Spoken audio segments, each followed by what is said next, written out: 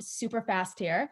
I probably don't need to say this, but we are very quickly accelerating towards the end of this competition. And you guys have been interviewing customers, have been learning about your marketplaces. Today, we are focused on bringing that all together in a pitch. So take it away, Rob. Okay, and I'm being distracted. I don't know what the impact will be of not having control of my mouse. It has some unintended consequences already, but you can't see what I have all messed up in front of me, so we'll ignore it. Today's a bit different than other workshops in that it's going to end up feeling a little bit more lecture-y because we got to pound through a bunch of material quickly. But we are going to then break out into working groups and use what we talk about in the first 50 minutes and start thinking about probably the beginning stages of thinking about constructing your actual pitch. So my talk is really all about storytelling, ... and the pitch. And it really is to make sure that your incredible ideas and the ventures that hopefully you turn those ideas into have all the opportunity to shine. Because far too often great ideas die because they're not communicated well. And so today is really all about trying to get a little bit of the art of storytelling behind sort of the technical magic of the ideas that are coming out of the various labs and technologies. So the way I think about it at the outset is we all have stories to tell, right? Some of them are personal, some are professional, some are funny, some you've tried, there's end up being duds, some are embarrassing, right? But the beautiful thing about practicing your stories in this personal context is unlike almost any other presentation you have to do, you don't have to do any research, right? You know it, right? So the story of how you met your wife, or I can tell you the story about fighting with the new in-laws about how to have a pandemic wedding for my son, and the back and the forth and the cancellations, whatever else. And I can tell that story once and realize, oh, the first time I kind of offended somebody because I made my new relative look like she might not be the nicest person in the world. So that I iterate, just like everything else we do in entrepreneurship, iterate and try again, right? Test, get feedback, repeat, right? And just like the evolution of your ideas and customer discovery and lean development method, it's all about taking a shot, getting some feedback, and refining. So again, back in the world where we had cocktail parties or went to coffee shops, perfect opportunity to test out and refine. And as entrepreneurs, the most common thing in the world is to see people telling stories and pitching at Starbucks with a laptop or an iPad, right? That's because that's the way this world works, and you got to get good at it. It is really, one of those skills that is necessary of an entrepreneur today. So when they talk about, you might have heard this expression, you can't tell a great story if you don't have a great story to tell, right? So that means you have to think about it. It doesn't automatically happen just because you built something or you've got the perfect business model canvas. You actually have to be thoughtful about it. And believe it or not, it all goes back to the fact that we are not just humans, but Homo sapiens, that stories are so darn effective, right? There's this incredible series of books, first of which is Sapiens. If you haven't read it, you really should. He wrote 3 books, Yuval did. And in the book, he reminds us sort of about the evolution of Homo sapiens, and reminded, quite honestly, that the posters that we have about evolution aren't quite accurate, right? All the posters say that you're going to go from one species to the next in a very linear, sequential fashion. But the reality is we coexisted with other forms of humans at the same time. But then something miraculously happened 70,000 years ago, and it was the invention of language, right? And you might say, okay, that's it, right? Homo sapiens got language and Neanderthals didn't, and so we kicked their ass. Right? No, turns out they got language too, right? They were bigger, stronger, and had bigger brains, and they got language at the same time, but we still won, right? Why? Pretty interesting. They got language that allowed them to explain factual information and tell you facts, right? There is a dangerous saber-toothed tiger down by the river. That's interesting.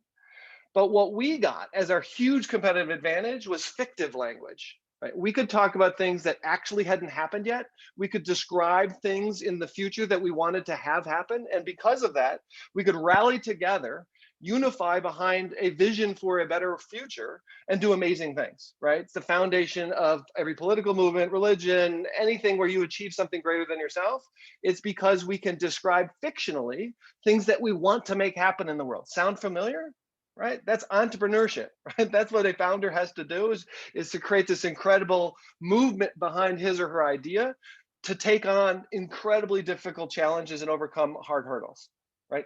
What's interesting is this is an evolutionary reality. And because we had this advantage over Neanderthals, despite the fact they were bigger and stronger, we obviously won, right? We are the apex predator, we are the sole survivors. And because of evolution, we prevailed. And because of evolution, this is how we understand information, right? It's just how our evolved brains work. Fast forward to modern times, you've got VCs that talk all the time about what a huge competitive advantage it is to be a great storyteller, right? And actually, this is a cautionary tale on two sides. One is they're drawn to that. It is, a calling card. Great entrepreneurs have the ability to convince VCs to do this, but it's also, as a VC, a warning to each other to say, be careful, right? Steve Jobs was really good at the reality distortion field. Interesting language, right? He could create a sense of reality that didn't yet exist that you absolutely had to have.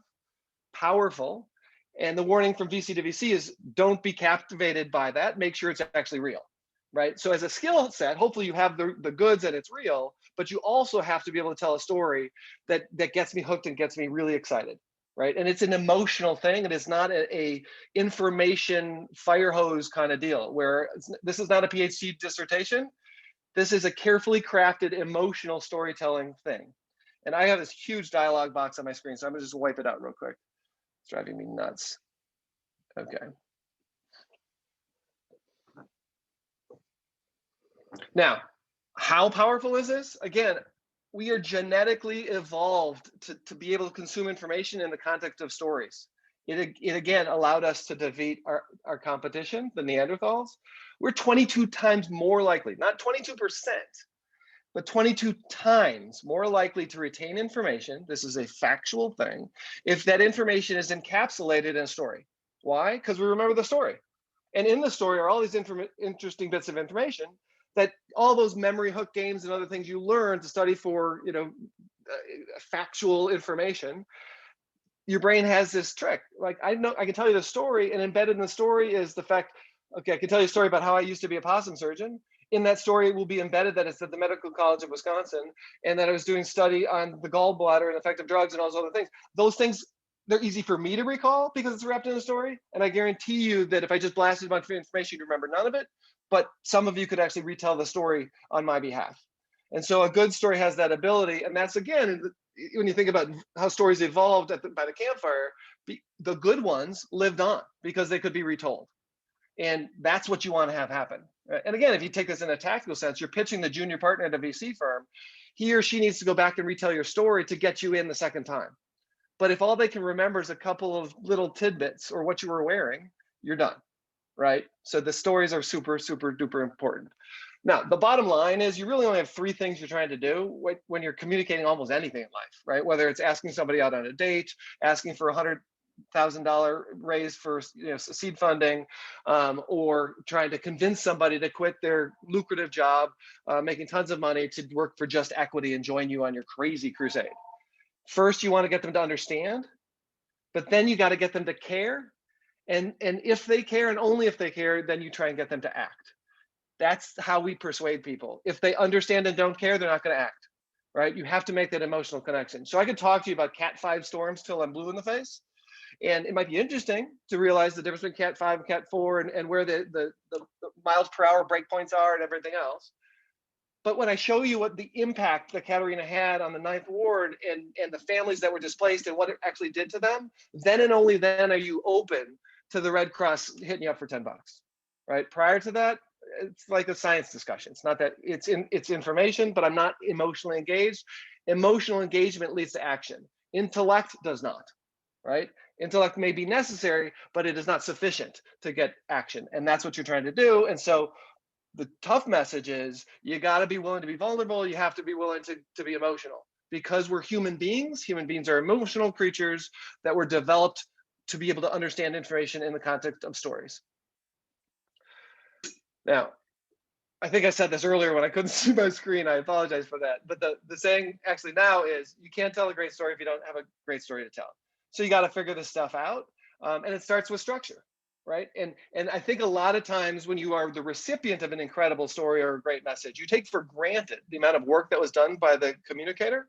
And to be clear, it is the communicator's job to do this work, not the listener, right? You don't get up and say, I hope that they connect the dots. No, you do that beforehand. You bash it around, you make it perfect, you synthesize it, and you make it dirt easy, dirt simple for the listener to understand what you're saying without any ambiguity. Why? They're busy, they're not that interested, you haven't hooked them, they're not really even listening until you've hooked them and grabbed them by the heartstrings. So you got to make sure you have a great story. It means you got to think about structure. So we'll go back to childhood. Pixar movies, classic Disney form.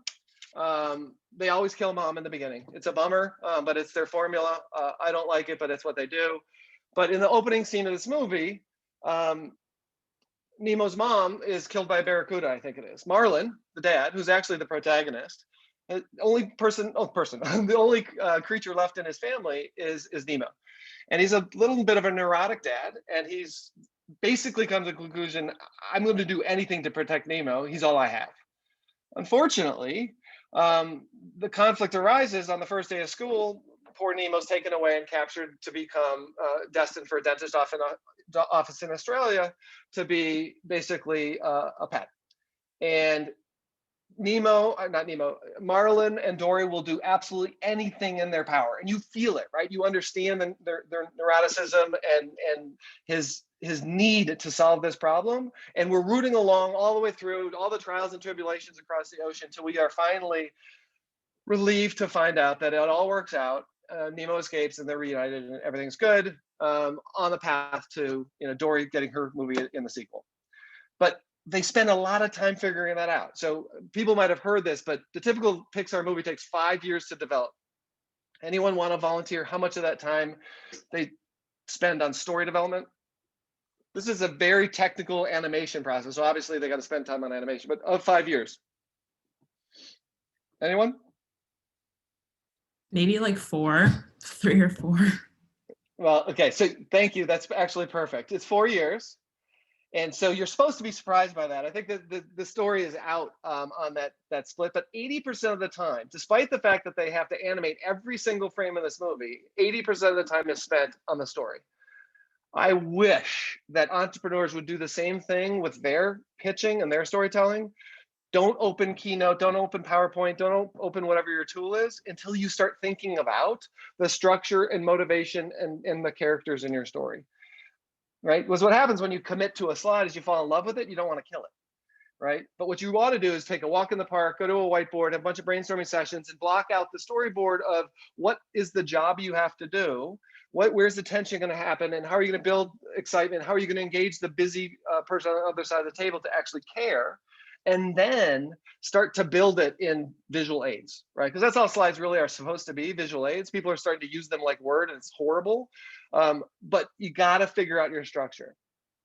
Now, if you look at Pixar, the other company that Steve Jobs ran was Apple, right? So at this similar time frame, 2003, I would argue that this whole notion of structure is completely synonymous in business, right? So harken back to 2003, the music lover had a little bit of a conundrum, right? They loved listening to music wherever they go, but there was the introduction of this thing called the iPod, and it offered the opportunity to do that in a post-CD way. And so the problem was we offered 1,000 songs in your pocket, but CDs came with 12 to 15 songs on a disc, right? I literally had a honey-do list every weekend to rip CDs, and I had to pick the format and what kind of MP3 does it going to land in, and is it variable format or fixed format, and is that going to be good enough? I don't want to have to re-rip it in a bunch of years, but if it's too big, I'm not going to get as many on my iPod. It sucked, right? Along came Napster and said, don't worry about it, free stolen music. It's in the right format already, just bring it over to your client and sync it onto your MP3 player. Well, it's not a good enough solution for an Apple user and an iPod experience. We want to have it just on our device. And oh, by the way, it was illegal. And it turns out that the file formats were often a mess, and oftentimes they were mislabeled and other things. So it was illegal, bad karma, and messy.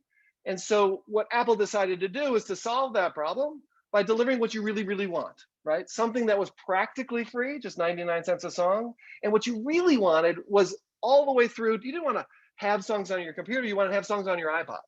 So if you just bought these songs on iTunes for a nominal price, they would just show up on your iPod, which is what you really wanted, right? And so the story development process, being there myself, I can tell you, it's probably more than 80% of the time was invested to get these things down, right? So that's that phrase, 1,000 songs in your pocket.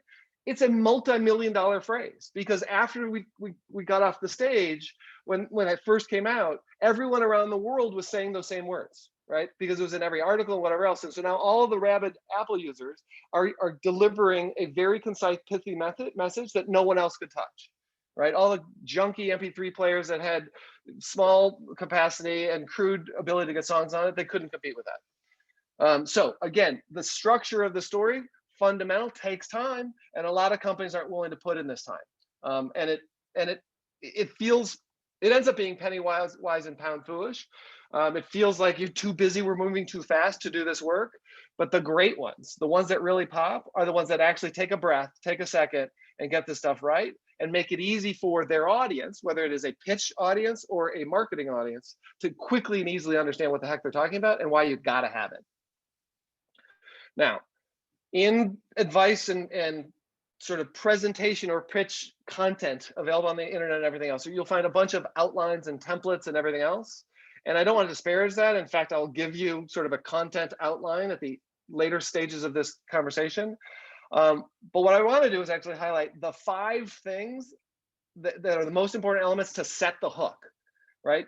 I'm not going to talk about the team slide. I'm not going to talk about the pro forma slide or competition and everything like that, because those are nice, but they're not what sets the hook and gets the audience jazzed and pumped and rooting for you. So I'm going to focus exclusively on those things. First, name the enemy. My advice to you is to never, ever, ever, ever, ever, ever start talking about yourself, your product, or God forbid, the total available market, right? You haven't earned that. I don't want to hear about all the PhDs in the room. I don't want to hear about how the massive market, if we only had 1% of it, we'd be $1 billion company. You don't have permission to do that. In order to be in the conversation, you have to demonstrate that you understand the one thing that is standing between your customer and eternal bliss and happiness. And you need to deliver it in an emotionally evocative way that I care, I can feel it, and even though I'm not a 13-year-old girl, I can understand how bad it is for her growing up in this society where social media, makes her feel less than, right? You got to paint that picture for me, because I'm not that person. And until you do that, and until you get me to want to make it better for her or whatever the problem is that you're framing, and I could have just called this problem, but it's bigger than that, right? This is the thing that stands in the way. We need to eradicate it. And what you want to do is you want to get your audience to be nodding and saying, yeah, that sucks. Let's get rid of this thing once and for all. Now, once and for all kind of leads to the next one. Your audiences are skeptical. They're saying to themselves, okay, Darth has been around for a long time, or traffic in LA has been bad since the beginning of time. What is it about today, 2021, first quarter, that says the stars and the moon have aligned? We could actually do this now. Let's go, right? We're not too early. We're not too late. The technology is ready. So augmented reality is an example, right? There's a lot of excitement about augmented reality, but it really wasn't ready yet, right? The machine you had to run it had to be tethered, and it had to be a monster machine, and the glasses are ugly, and you couldn't actually do anything but maybe play a little animated game. And we're still trying to figure that out. But they want to know that they need to say yes today instead of giving that soft no, which is come back, in a year or 2 years or never. They'll never give you a no. They'll give you a not yet, because they don't want to miss out. But you got to prove that we're ready to go now. Then, and this might feel a little counterintuitive, sort of like telling the punchline of a joke before you tell the joke, but it works, right? This is the point at which you're showing. Imagine a world where, right, and you're painting a picture of how amazing things will be for this poor customer that I'm already emotionally connected to, if only they had a better way of overcoming the problem that is already resonant with me, right? And if you pull this off and they agreed that this is a worthy destination, metaphorically, they jump from the other side of the table over to your side and jump into your metaphorical car, buckle up and say, Shobin, let's ride, right? Now they're on your team, right? We have set the hook. We got them to care about the problem. They believe, they put their skeptics aside and said, okay, maybe now is the time.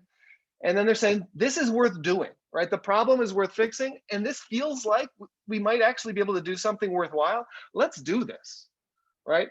That takes, we can feel even just the energy in my saying that, that takes really making sure you've made your point. And you got to, again, make sure they're with you.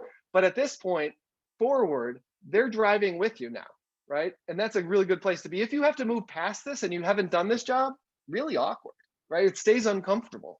I'm selling to you. I'm against you. You are saying, okay, this is one of 100 pitches. I'm only going to fund one. This one's clearly not in yet. But every step along the way of setting these 5 points, you have to be, they have to be saying, I want this to be as good as it sounds.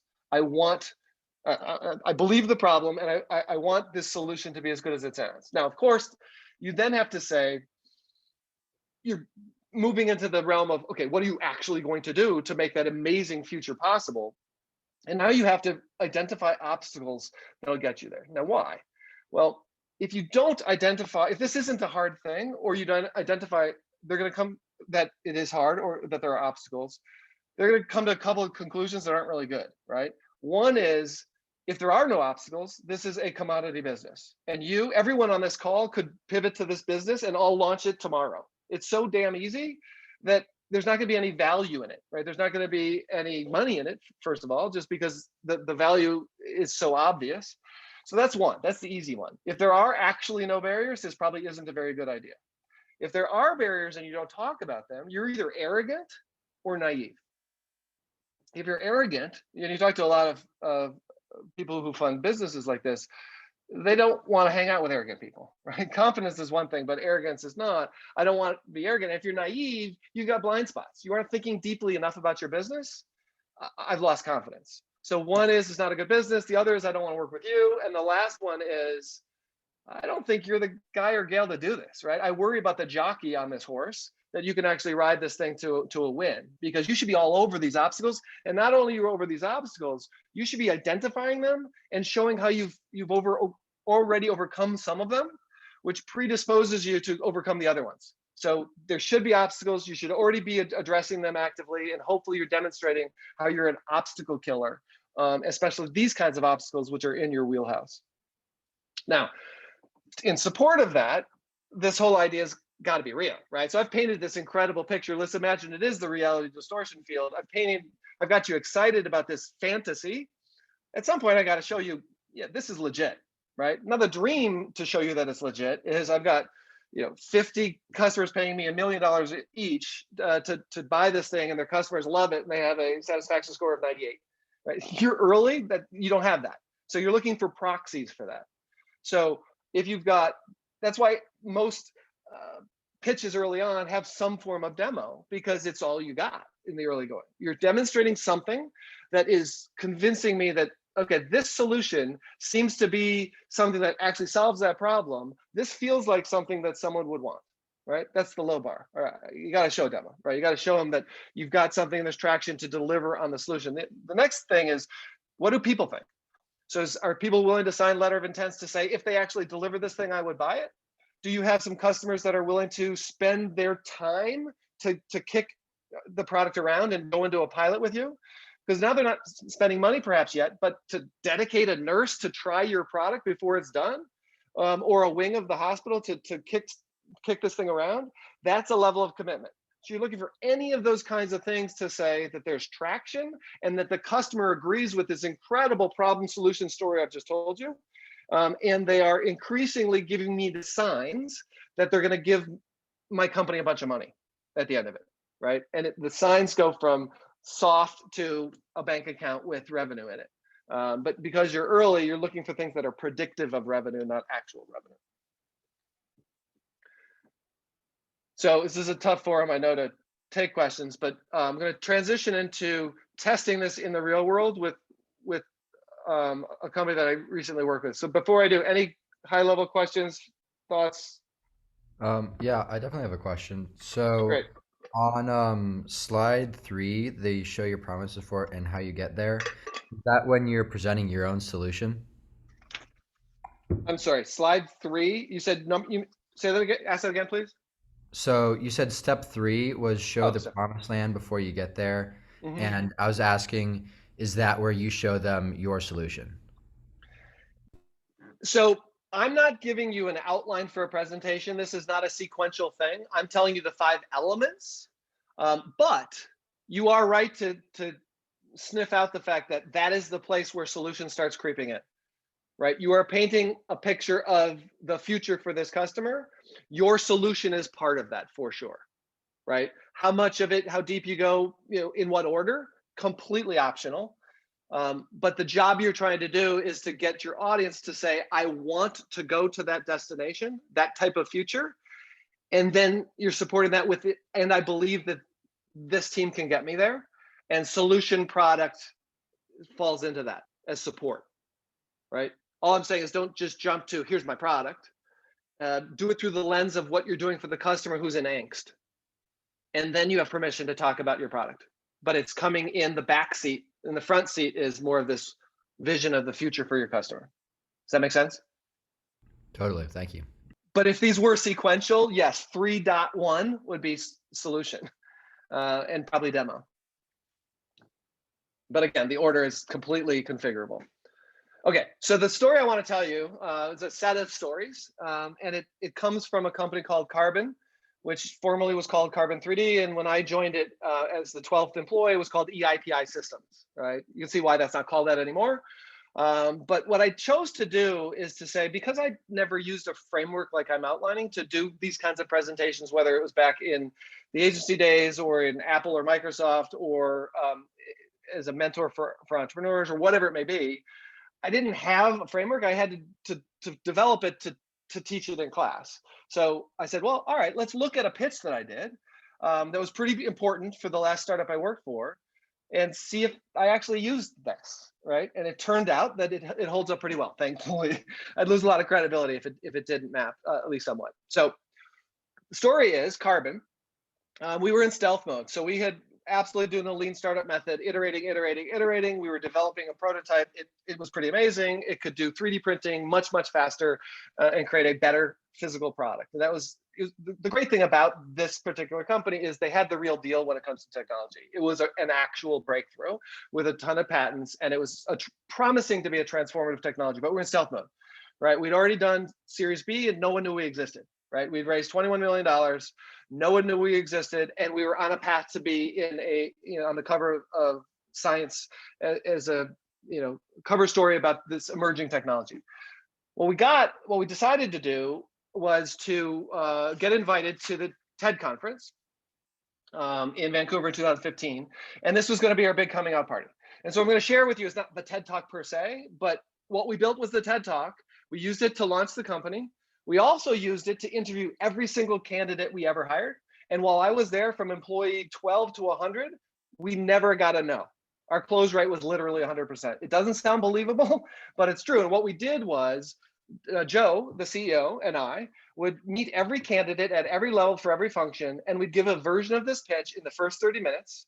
And then we turn them over to whoever was the hiring manager, and they had to work here, right? We had set the hook so deep. They weren't thinking about money. They weren't thinking about the $1 million job at Google that we were going to talk about out of leaving. They just had to be part of this movement. And that was our job. And that's how we interviewed. We just did this every time. And then someone else took the interview and we closed everybody. We also used a version of this pitch to raise $100 million in our Series C at $1 billion valuation. And when I left the company, the partner from Sequoia Capital, who was our board lead, said that this story, this presentation, which is a compilation of multiple stories, was literally worth, and I apologize for the abuse of the word literally, because I hate the fact that everyone uses this word, but it was literally worth $500 million of valuation. The company should have been raising at 500 million. We raised at $1 billion because of the momentum in the world, in the market, and the excitement about what we were onto and the prospects. And so that felt good, right? To have a keynote presentation be worth $500 million, not bad. Okay, so the first thing, again, I'll just run through this. I'm not going to present the slides we presented, and some of the slides I'm going to show you aren't slides that were actually in the talk, but are just helpful to deconstruct this. First question was, what's the enemy? Now, the thing that was interesting in our case was 3D printing had been invented in 1983. So at this time, it was over 30 years old. And the vision for it was amazing, right? We didn't have to do this job. The job of what everyone wants to do and helping them do that, everyone knew what they wanted to do. The problem was they couldn't do it. People had been pitching them the nirvana of 3D printing and additive manufacturing to transform how things are made so that we can make a shoe that is designed for my foot, and we can make headphones that fit only in my ears, and we can make dental appliances that happen at the chair side, and I'd never have to come back and they can produce it right then. Everyone wanted that future, but the technology, although it was interesting and a really nice evolution of inkjet printing, it was technologically impressive. It could not get us there, right? The bridge could not cross over to this promised land. Everyone was clear with the promised land, so we didn't have to do that. All we had to do was say, yep, that's worth getting to that place, and don't give up, right? It is worth it. The problem actually is that the current technology can't get you there. That's the problem. The enemy is that you're being promised a wonderful future, but the snake oil salesman, to be pejorative right now, we certainly weren't doing that at the time, they can't deliver, right? They've had 30 years. The incremental evolution of a mechanical process to do 3D printing is not good enough. And what we did is we told a little story, one of several micro stories through this process, where we repositioned the entire industry to be 2D printing over and over again, right? This came to me at 2 o'clock in the morning when I was thinking about this long before the TED Talk, and I called the CEO and said, does this make sense? As the inventor of this technology, said, oh my God, absolutely. And so from at that point forward, we said, you know what, if you look up 3D printing on the internet at the time, the word layer would come up in every response. Every result you got was layer. And so we just said, okay, we educated the world. 3D printing is a little illogical of a terminology. It doesn't really seem like printing. But we said, you know what, it is printing. The way they do it is printing. And if you do enough thickness and enough layers, it gets a Z dimension. And that's how you get a 3-dimensional object. Pretty cool, pretty inventive. To go from inkjet printing to 3D printing, cool, but it's 2D printing over and over again. That's what they are. And oh, by the way, let me give you some insight into what's wrong with that. So as cool as 3D printing is, and as much buzz as it has, 3D printing takes forever. Now, you didn't think that, it's rapid prototyping, but then we told another micro story. We said, did you know that today's 3D printers are slower than some mushrooms grow? Right? There's actually mushrooms that grow faster than a 3D printer prints. You can't call that fast. If a mushroom goes faster than a 3D printer, that ain't fast. And we also said, we walked through the other problems, and we did this very, very carefully to set the stage for, guess what? We're framing the competition as having some distinct problems. You won't be surprised to find out that we nail these 3 measures. So we set the evaluation criteria to be, okay, these things are a problem. We're going to come up with a solution, not surprisingly, that addresses all of them. I won't go through it in too much detail. But then we had to transition to, okay, why now? Right? So 3D printing, 30 plus years, blah, blah, blah. We haven't told anybody who we are yet. We're just on stage, kind of educating. Well, it's pretty simple, right? In our case, we just made a better mousetrap. So validating the vision, giving kudos to the incumbent players for all the innovation they had 30 some years ago, reinforce the fact that from an architecture standpoint, it wasn't ever going to get there. So you had to do a do-over. And we carefully positioned our team as being not of the 3D printing industry. In fact, we had a chemist and a physicist walked into a bar and reinvented 3D printing. That's our story, right? So we had a chemist who looked at it and said, this doesn't make any sense. I can't quite figure out even what they're doing, but I would just do it like this. I'm a photopolymerization guy. Then the physicist looked at it and said, yeah, but the problem we're going to have is the resin flow. And they started just iterating on that and said, oh my God, this actually works. And we're like 100 times faster. Holy cow, what are we going to do with this? And then they eventually decided to create a company to make a thing and figure it out. There was no grand vision to eventually make Adidas tennis shoes, but they knew that they could make a better 3D printer. In fact, the original goal was to make it for one of the founder's sons. They're kind of gadget heads, and he had a crappy, $1,000 3D printer. He wanted to make him a better one, right? Lo and behold, we ended up making a $100,000 machine, but it had to start somewhere. We zigged and we zagged, but it started there. The other thing we did is we made reference, as we came out, we made reference to the movie Terminator 2. And in this movie, you have this incredible scene where up from the molten ooze comes the bad guy in the character. And it's such a perfectly formed character that it comes to life and it's human. And you look down and there's zero waste. Right? We decided that was the perfect metaphor for what we do to make a three-dimensional object. We don't print anything. In fact, when I got there, we had a bunch of patents and an article that was headed to our science, and I had to quickly do a search and replace to get rid of every reference to printing and replace it with production, right? I had to come up with a P word that didn't mean printing, because we wanted to pigeonhole printers as one thing, and growing is what we do. We grow objects just like this. After all the articles came out, after our TED Talk, a quarter of them referenced Terminator in the headline. And immediately, just like 1,000 songs in your pocket, people could visualize, especially because our target audience was of the age group that grew up or had this movie in their memory bank. This was a very easy way to think about the problem. Later on, we geeked out and talked about all kinds of things about photopolymerization, the effects of light and oxygen, and all this other stuff. But Terminator 2 and the scene of the molten guy, I get my head around that. And anyone can understand what that is. And I can go deeper and deeper and deeper, but conceptually, we gave you a conceptual framework to hang your hat on. We made it easy for you, right? We could have started with all of the patents and all the technology and all this other stuff, and you would have glazed over. But instead, we got you enamored by this metaphor. The other thing we did, which is more showmanship, is we committed to do on stage a 3D print that took 6 minutes, that no other technology had ever done in less than 6 hours. And we were going to do it in a 9-minute presentation in 6 minutes with no net. We've never done it before, live on stage, hopefully for millions of people. So again, we engaged the audience because, hey, half of them wanted us to fail, right? It's classic rubbernecking, dynamic. But the second that we were willing to take that, they were more on their edge of the seats, much more engaged. We then, of course, geeked out and we talked about how we harness the light and oxygen. And again, from a storytelling perspective, another thing we wanted to do, and I needed to be coached on this, is we needed to actually say a few things that most of the audience wouldn't understand. So we took the time to simplify things and create all these analogs and metaphors and stories and whatever else. But we also had to have a section where Joe, the CEO, could just be a credible scientist. It couldn't be terribly long, but we let him geek out on photopolymerization for a while, right? And in 9 minutes, we couldn't give him that long, but again, the same board member took me aside and said, Rob, you need to take a little bit of the polish off of this and let him geek out a bit. Because what that did is it gave him and us the credibility that at least he deserved. But again, they didn't necessarily know him.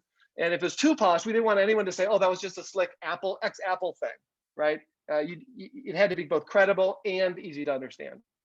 So showing the promised land before you get there.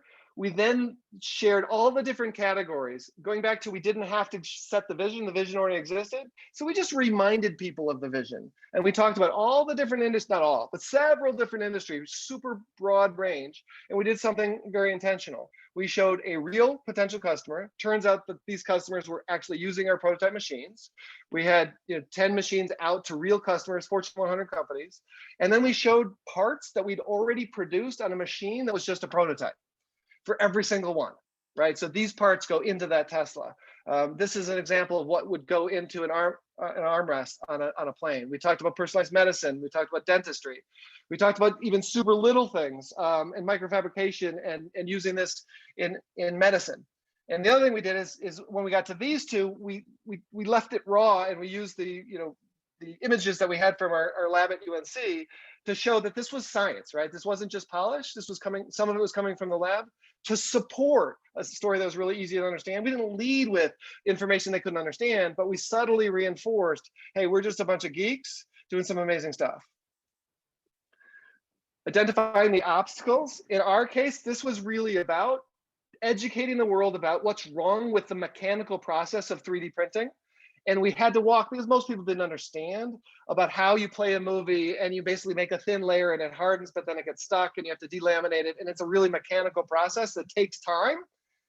And we're going to take the same approach, but do something different. And we taught them about how our little trick is we let oxygen flow through the glass, and the oxygen stops the hardening from happening, and magic happens. Instead of layer on layer and layer, the thing just grows just like Terminator, right? So now we're explaining it, but we're referencing back to the movie. Hey, if you don't understand this, it's okay. It's just like Terminator. But if you do understand this, you understand this trick we're playing. Most people hate oxygen when they're making, trying to polymerize things. But in our case, we found a trick to make it work for us.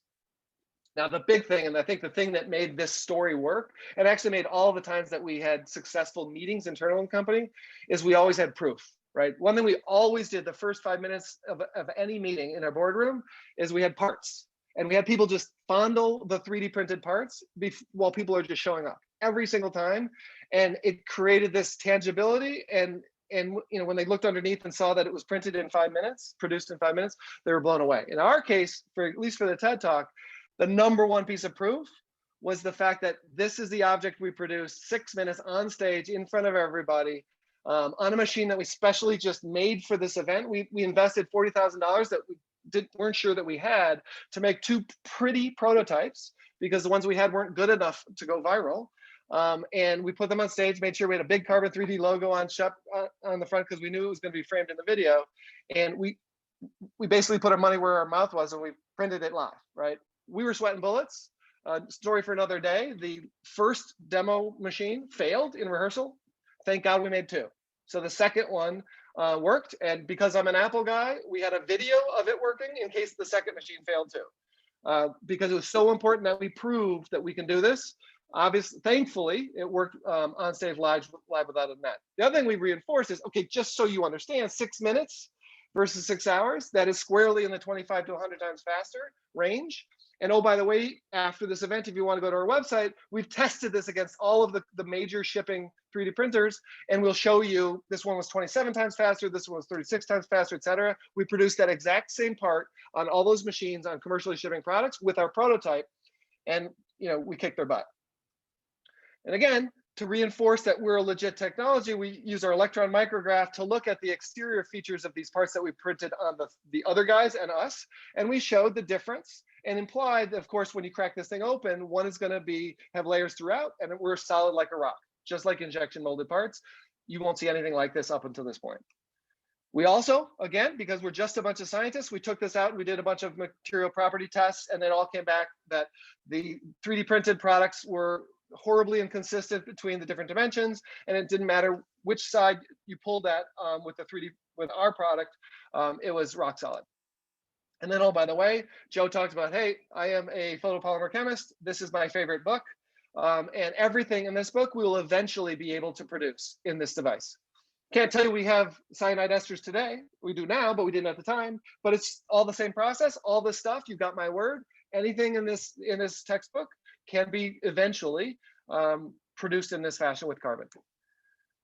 Trick we pulled off, which was a bit of a miracle. You got to get lucky in entrepreneurship. You also have to get lucky as you launch things, is we're in this dance with Science Magazine, in that we were spending months to get our article reviewed and get it into Science. We got word back that we were going to make Science Magazine, which was awesome.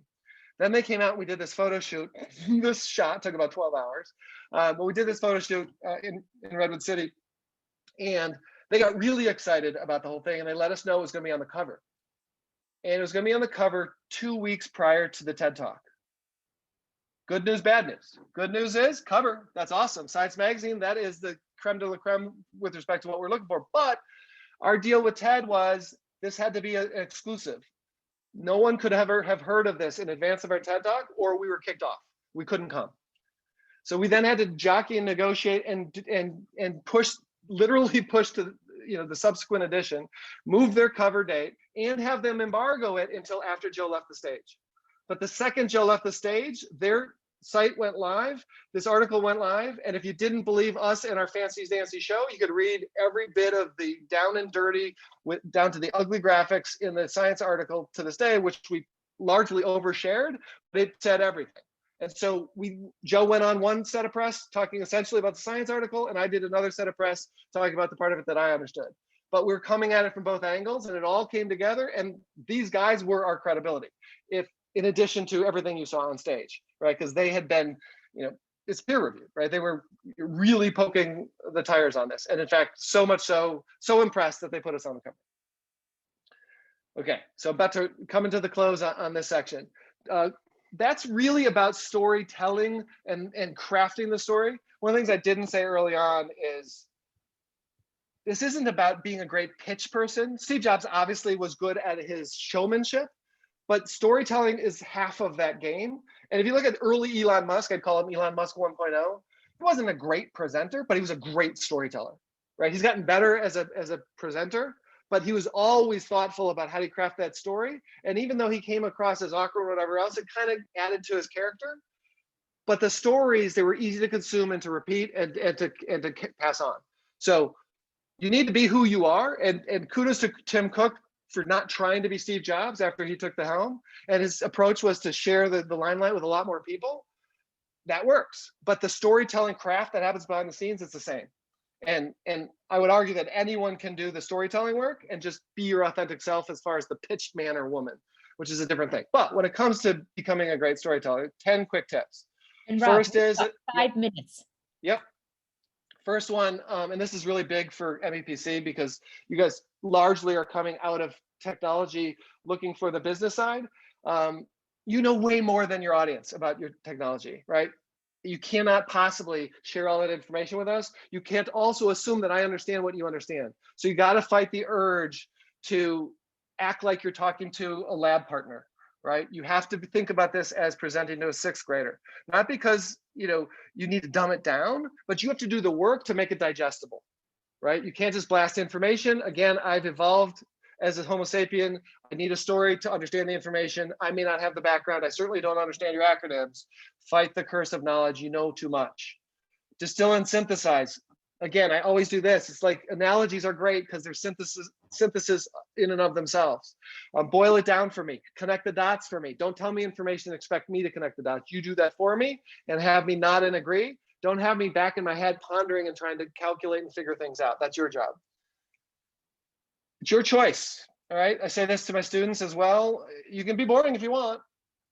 It's not going to work, but no one assigned boring, right? It is your job to not be boring because you have to find a way to get me engaged. There's no excuse, right? Just because it's technical absolutely does not mean it has to be boring. Make analogies. I've said this before. I'll jump over this one. Connect emotionally. Hopefully at this point, again, if you're in person, it probably happened more viscerally. Someone says, "Oh," right? You can't be afraid, right? I don't care if you are male, female, technical, non-technical, whatever else. Humans are emotional. That's how you connect. You can't be afraid. So if you're launching a nonprofit, it's easy perhaps to talk about, like my wife's business is providing mental health in schools. It's pretty easy to tell an emotional story. But Apple invoking karma and the fear of getting arrested and other things versus the digital millennial copyright of 2000 and whatever, you totally can do that, right? So you have to resist the urge to say that I can't do that. That's not how I'm wired, right? For this business, you got to rewire. Capture the imagination. When we went to the moon, he didn't talk about a cross-departmental initiative to achieve a leadership position. It's aeronautics, blah, blah. He said, we're going to be on that big hunk of cheese by the end of the decade, right? And people across America in the darkness of night, when they're their backyard, looked up and said, "Oh my God, that's pretty freaking amazing. We got to do that." It became a patriotic issue. It became a us versus the Soviet Union issue, and it was aspirational. It could have just been CEO talk, and it wouldn't have riled us up. Sell the benefit. You hear this all the time. Feature, feature, feature. I don't care. At Apple, I don't know if it was a literal threat, but you felt like there was a threat of if you talked about the features of an iPod, you'd be fired, right? It's 1,000 songs in your pocket. It's not a 2.5-inch spinning hard drive, right? I don't care what software it's running. I don't care about its processor. I don't care about any of this stuff. I care a little bit about the wheel. We made a big deal about that. Sometimes features elevate up, but usually it's about what do I do for the customer, and how did I do it, and how cool that is. I don't care about the technical details. Someone can look that up. In fact, other people were calling their portable music players computers or devices. Ours was just this magical thing that put 1,000 songs in your pocket. Bring your numbers to life. Elon Musk does a great job of this. Here's an example. There's no reason why you have to pour all the numbers at me. Instead, paint a picture of a metaphor. Like you said, in this example, I think it was, if all the batteries necessary to run the entire grid in the United States, it would cover this little corner of Oklahoma and Texas. Okay, I get it. All he needed you to do is to say, that doesn't seem like that big of a deal. If he talked in gigawatts, you wouldn't understand, or most of us wouldn't, but you basically left that, which is his only goal, saying, huh, that doesn't seem like as big a deal as I thought. That seems possible. That's all he wanted, right? Remember what your goal is. He wanted that outcome. He didn't want you to be educated so that you could teach a class on battery technology. He just wanted you to say, I think Tesla could do, or yeah, Tesla could do that. Rehearse, rehearse, rehearse, rehearse, rehearse, rehearse, but then stop, right? So there's this fine line. You have to learn where it is. You could be under-prepared and you can be over-prepared. So you want to know the material well enough that you can actually then go off script and be authentic, right? We had rehearsal after rehearsal at Apple where we would craft every single word and know where the audience would laugh and cry and all those other things. But then every version was slightly different, right? You don't want to be feeling like you are reading the notes on the back of your brain. And this is a real thing. Smart people can do this, but it doesn't work, right? Where you can literally look at me, your eyes sort of roll backwards and you're reading the back of your head. You're not present, you're not making a connection. So know it well enough that you can just bring it, right? Like I have notes today after the first page. I don't know where they are. I can't look at them anymore. I'm so lost. I'm just talking because I own the material. But then have some fun. You can't win over an audience if they're so anxious looking at you being anxious, right? You have to make them comfortable. If you're uncomfortable, they're uncomfortable. When they're uncomfortable, they can't hear and they can't feel. So get ready, rehearse, bring your A game, go off and listen to your walk-up music. Mine is Eminem, Lose Yourself. Listen to it, it's perfect. That was a piece of advice that was given to me before I first gave my first Apple keynote. And I bless the woman who told me that because it totally works, right? I was in my computer rehearsing. She said, stop, put it in your iPod, go for a walk, listen to your favorite song, come back and kill it. And if you don't kill it, you know, your last 3 minutes of prep wasn't going to change that. So have fun. Let us enjoy this, right? On some level, life's too short to be nervous all the time. Just let go, right? It'll be okay. It won't. I'm not guaranteeing that your pitch is going to win, but it'll be okay. Core content that's expected. You can look this up later. Slides will be shared. Bunch of categories. Rough mapping to the 5 categories, but not a hardcore mapping. Again, not going to go through this because we're running out of time, but it's here. This is derived from sort of what Sequoia Capital expects from a pitch. You can scale some of these things back depending on how early in the game you are. Obviously, like financials, you're not gonna have a 3-year pro forma when you're just in a business plan competition, but eventually you're gonna get there, right? Eventually you're gonna have more than that, but there needs to be something in the financials, which includes what are you asking for, right? In your case, you wanna win, but maybe you're raising $100,000. You wanna be clear, I want $100,000 and here's what we're gonna use it for. Last thing I just wanna say, because we are gonna talk a little bit about financials, is there's this thing, as I said, at the end of that, which is pro forma financials. I want to give you a little piece of advice, which is liberating. You do not have to have an Excel spreadsheet in your slide to talk about financials. You can, but your job is to tell a story about your business. The story about your business might be that we're going to spend 3 years investing a bunch of money where we're going to be underwater. And then we're going to have this point where we're going to start earning revenue and we're going to be cash flow break even within 4, and then we're going to be a rocket ship. Versus someone else that might say, you know what, we're going to basically just never go negative. We're going to be slow burn. Let's say it's not a technology startup. Maybe I'm starting a pizza shop. By third quarter of operations, we're going to be cash flow positive. We're going to grow very, very slowly, but that's the shape of our curve. So I want to feel that. Or you know what? We have to acquire a bunch of subscribers up through here, and we're going to monetize in year 4. So you're not going to see any revenue. You're going to see all these kind of costs. Those are the messages you want to get across. So even numbers have stories. You don't just show a spreadsheet and say, I'll be here watching you read it. No, you are telling me how to think about my business through numbers, just like you are demos and painting a picture of the problem and all those other things. So numbers and financials are a storytelling opportunity too. You're not done crafting a story. Why? Again, my brain is wired to understand stories because I'm a Homo sapien. You need to put it in a wrapper, right? You check the box if you do the slide that has the rows and columns. You win if you tell a story and I actually understand what the hell you're talking about. Last thing is just pro forma. It actually means for the sake of form. What that means really is they know you're wrong, right? They know you're not full of it. they know you're wrong because it's a guess. Everything in the early stage is a guess, but what they want to understand is two things. One is that you think about the business part of this. You're not just a technologist. You actually care about what they care about, which is earning money. And this is how you think about it. This is what we're going to do. This is what we're going to invest in. We're going to outsource development or we're not. We're going to rely on this sales channel or we're not. They need to hear you talking about how those decisions impact the economics of your business. They know they're wrong, but they want to see you're trying to win them over as again, the jockey, right? Do you have the ability to think through these problems? Do they like how you think, even if they disagree with your numbers? Okay, Alice, I'm done. Nice job, Rob. All right, so we are actually going to switch gears a little bit here and go into breakout sessions. Do you want to actually? I'll frame it real quick. Okay, yeah, please.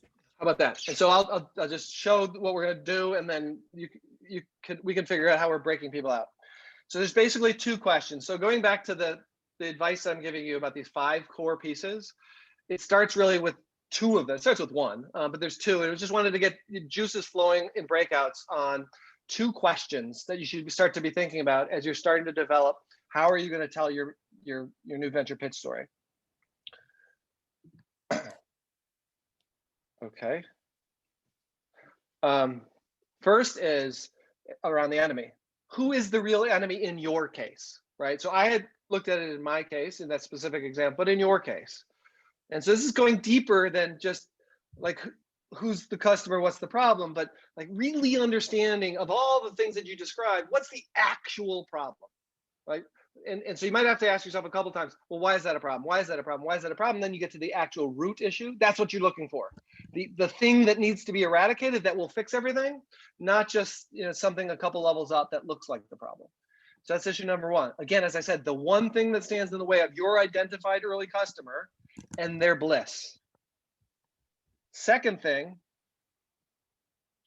is, okay, if that's true, what is it exactly that you are doing to destroy the enemy once and for all, right? Implied in this, and you should do this later, is why now, but let's just straight to how are you creating value to the customer and what does it look like, right? Imagine a world where, so I painted a picture of this problem, you identified what it is, how could their life be so much better, and how are you getting us there, right? What is it that you're doing to go from angst to joy?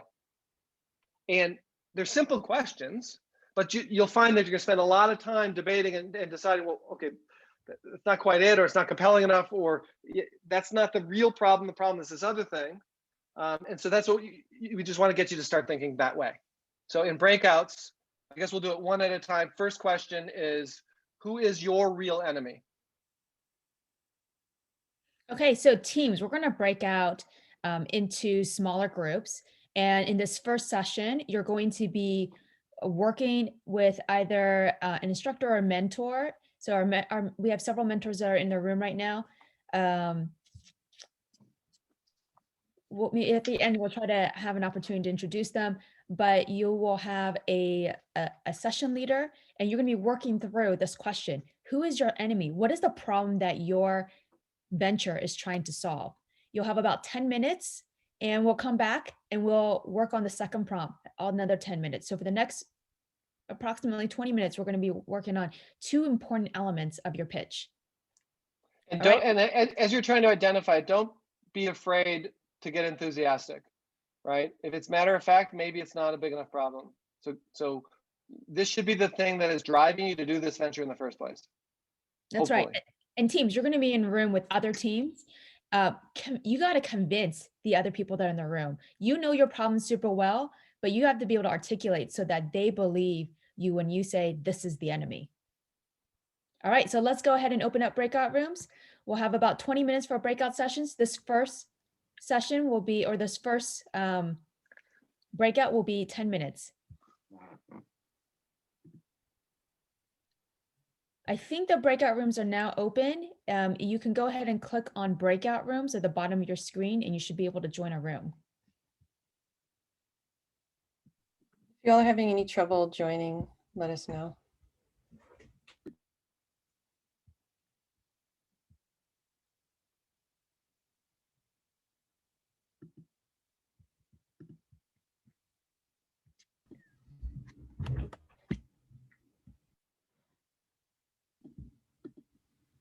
you're unmuted. Hey, Andrea, are you able to access your breakout room?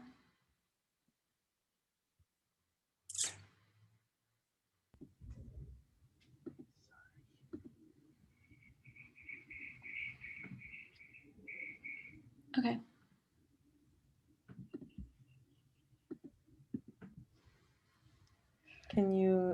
Can we assign him?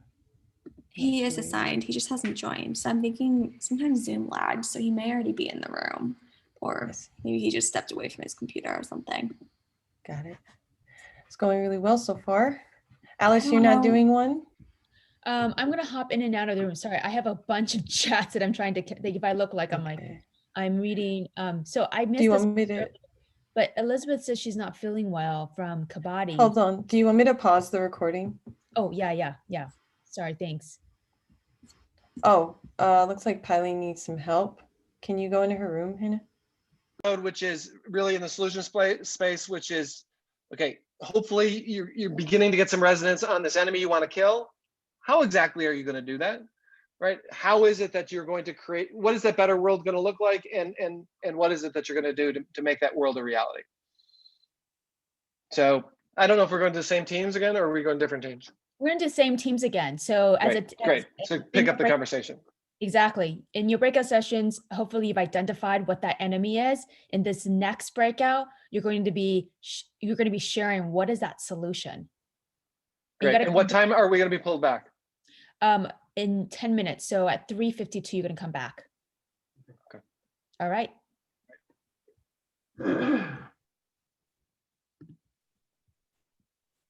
Even faster are going to be some semifinals.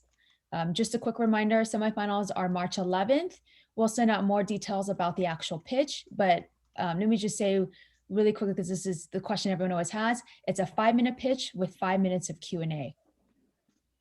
Okay, so let's switch gears for our remaining time, and we were trying to keep this workshop in under 90 minutes. We want to spend a few minutes. Alex, can I ask Yeah. you a question again? Sure. So how are you going to make this recording and slides available? Because as you know, one of the person we were mentoring, she was sick, as you know. So is there a way she could see those?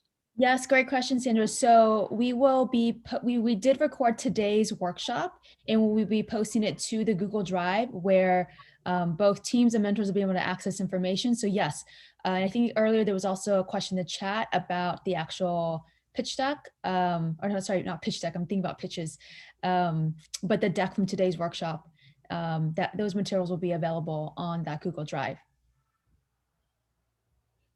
Okay. All right. Great. So with our remaining time, we want to switch our attention to the financials.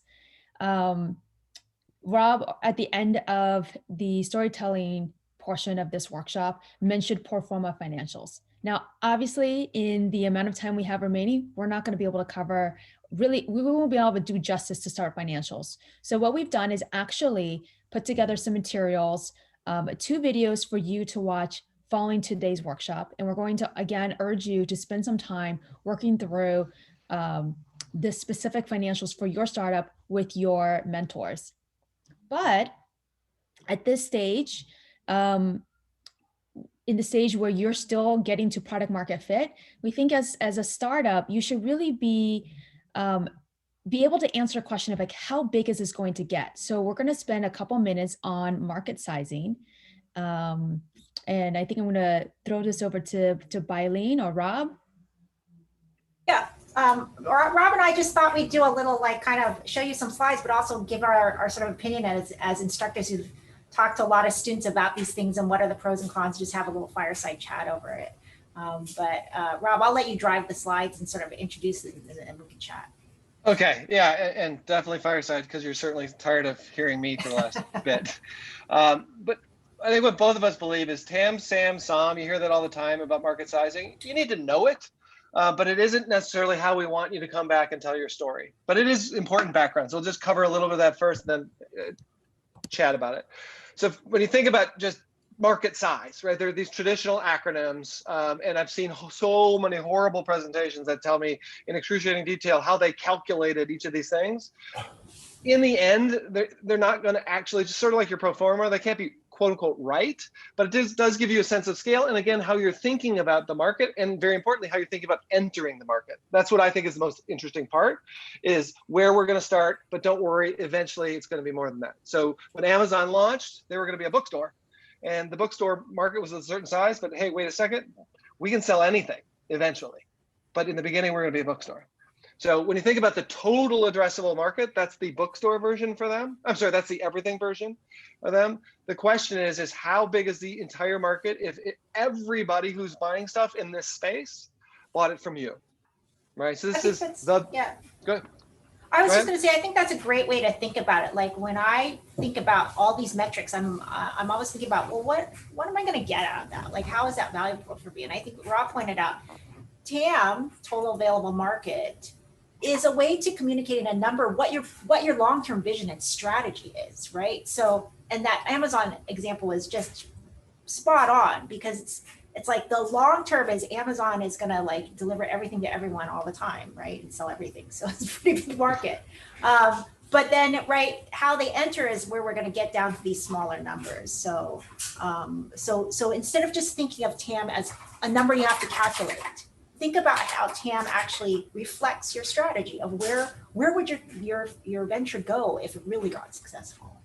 And that's going to be important for investors. That's part of the reason that number becomes important, is that that's how you're pitching to investors. This is the promised land that Rob talked about earlier, right? And we're going to get there, and here's how I'm going to get you there. So give me your money. Yeah, and there's a little secret test that you're being tested on that they don't tell you, is there's this artful balance between the opportunity is big enough and you're focused enough. And those things are a huge trade-off, and they'll not fund you because you're all over the place and you're not focused, or they may not fund you because you're too small. Your idea is not big enough. So if Bezos hadn't intimated that he could sell anything, they might not have been as interested. But had he talked about selling everything from the beginning, they might not have supported him, right? And so that's the dance.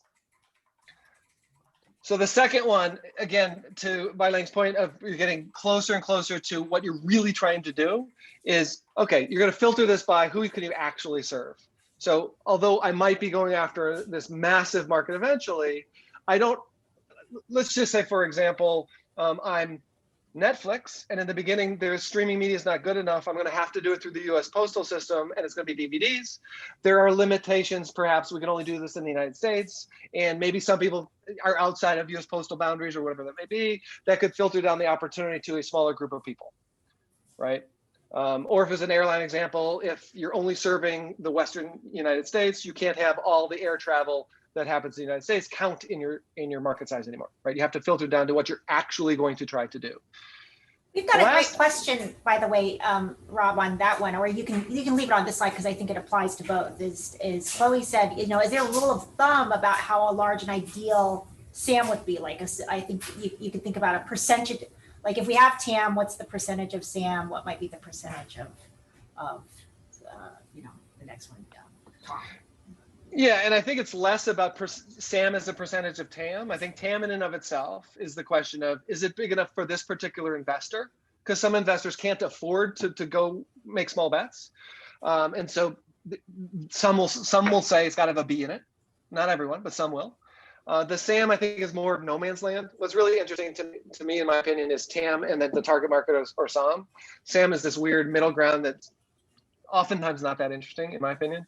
But I think the biggest thing is it big enough for the investor you're going after? And then when we finally get to the target market, are you focused enough? And do I believe that you can gain traction in a beachhead market, right? And I start to believe, quite honestly, to Bailing's point, that you are pragmatic about the strategy to enter the market and get an early win, because without an early win, you don't have a late win. And I'm looking for the home run as an investor, so I got to believe in that. So I want to know that the home run's a grand slam, and I want to know that the strategy to get on base is believable, right? I've seen you bunt, I've seen your swing. I think you can actually hit the ball. And I think there's we're looking at this as a visual of size, right? Area.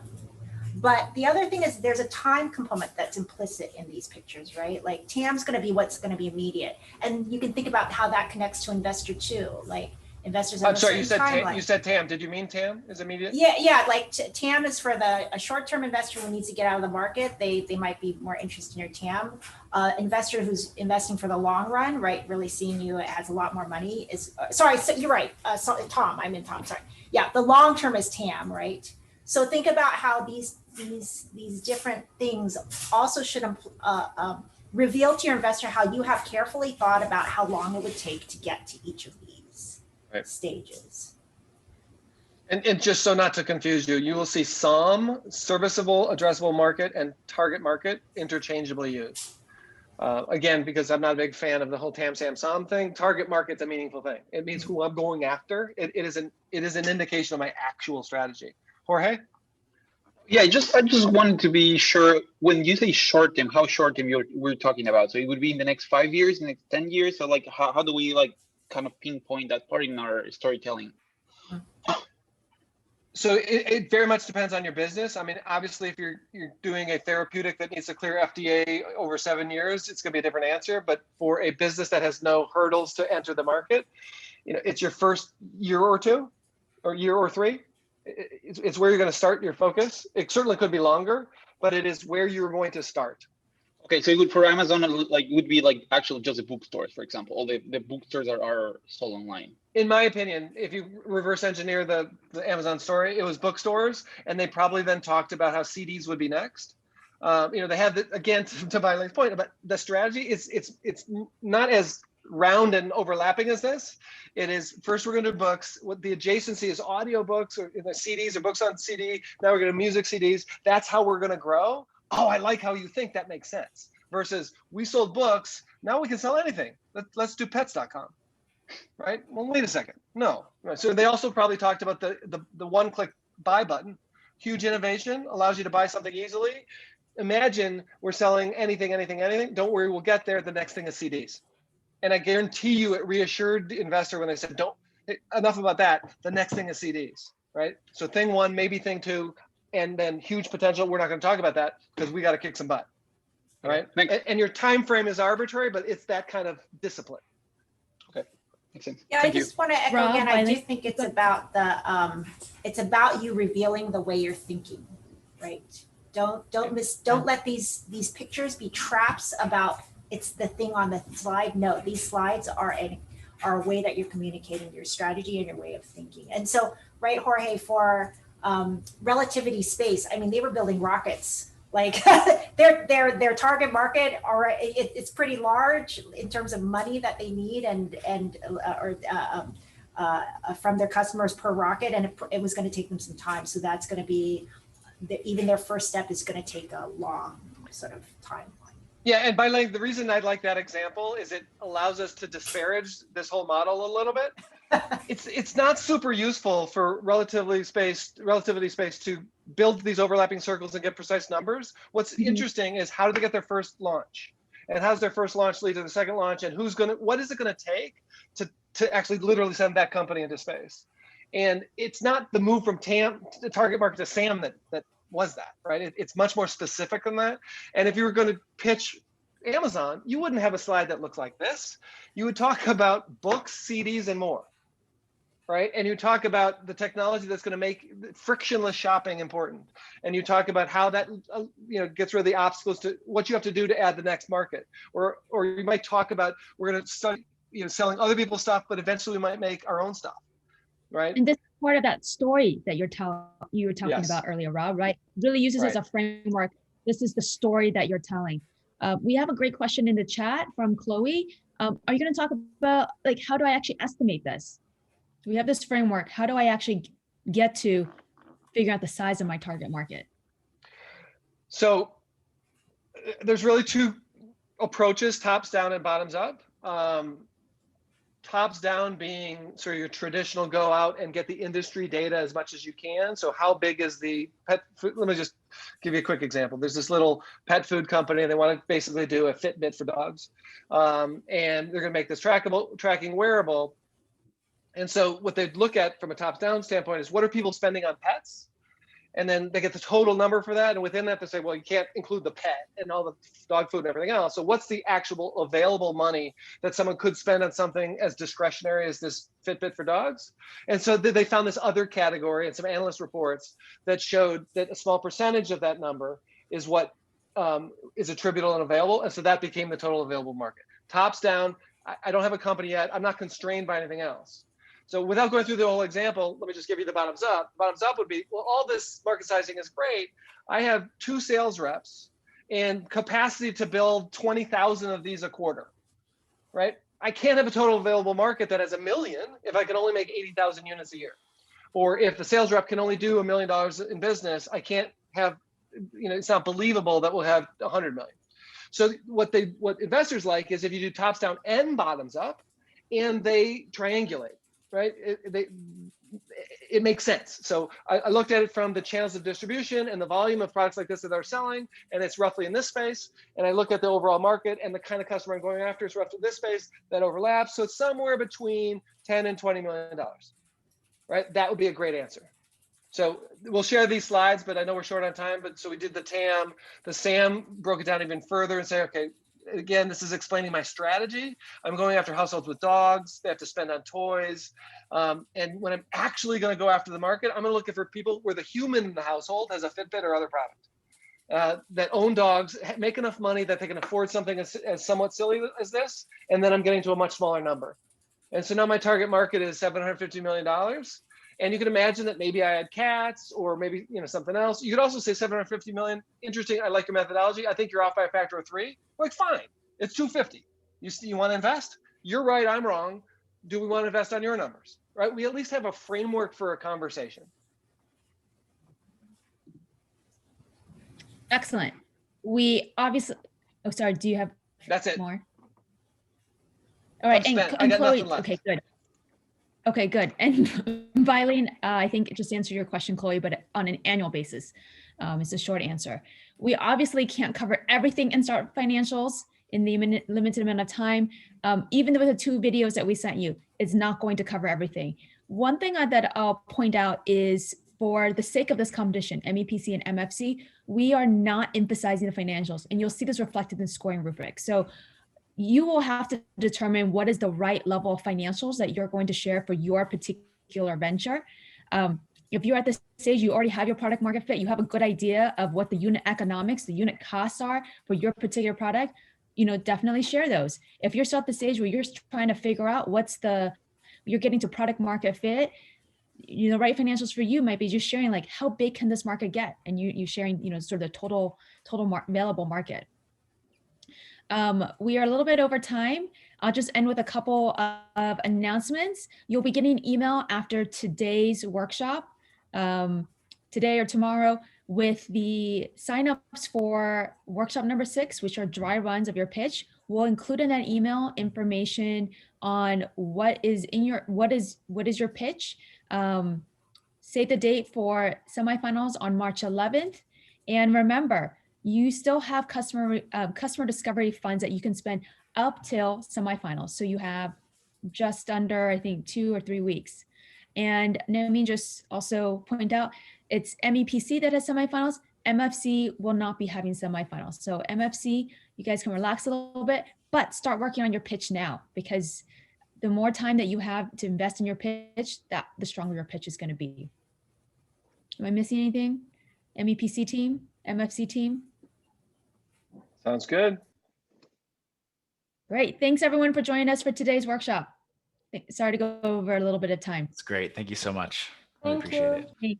And Thank thank you, you Rob. all so much. Thanks, Alex. Thanks, bye. Thank you.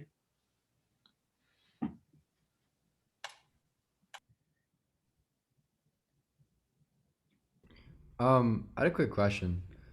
So for us MFC people, since we don't have mentors given to us, is there any way we could like find someone to help us like review our pitch before the finals? Yeah, and we do have mentors. I think Trina and I have connected on there. There are mentors available to you. But yes, also if you have if there's people that you can ask outside of MEPC and MFC, yes, certainly go for it. Okay. Might I suggest SCORE? This is Ray. How are you doing? So if you do a search on SCORE, SCORE, it's the Small Business Association. They have nationwide a ton of mentors. And you might, if there's anything specific, that might be helpful for you. Great. Thank you. I'll definitely check that out. Yeah, that's part of what I'm part of. So. What was the acronym again? SCORE, SCORE. SCORE. S C. Yeah, hang on. It's pretty straight up. Now, I will tell you, most of them are retirees. Not all. Some percentage are of the, and it really depends upon the part of the where I think geographically you're looking. But I think that they can help a lot in certain areas, and certainly on the startup side, just look up for startup identification. Oh, there it is. They got it already. Thank you. Yeah, that's great, Ray. Thanks. Maybe we could share this post this on Slack too, so all the teams can be aware of. Here's another resource. I think DC actually sent me a message too. He has a blog on specifically how to prepare your pitch. So I think we have a number of great resources from our mentor community. So thank you for sharing that. Oh, sure, no problem. And of course, I'm San Diego SCORE, but you know, there's like a whole bunch of them. But if you do a nationwide search, if you look on this link, you can actually see it says find a mentor. And what I would do is try to stick to, you know, a specific startup theme, you know, with the words, because it's all word based. Okay. Right. Okay. Thank you very much. Sure, no problem. I just want to say thank you guys. This is really helpful and I appreciate it. And I also had a quick question about for the funds for customer discovery. Mhm. Are we able to use that for like lunch for like a focus group if we were gonna? In normal times, it would be a possibility, Purchase but lunch for. we are really trying to really abide by COVID. Sorry, on my end, my internet is unstable. So Okay, well, I'll just chime in. So the university has been, you know, has very specific rules about us getting together physically in person. So legally, they don't really want us encouraging activities of getting, you know, people together.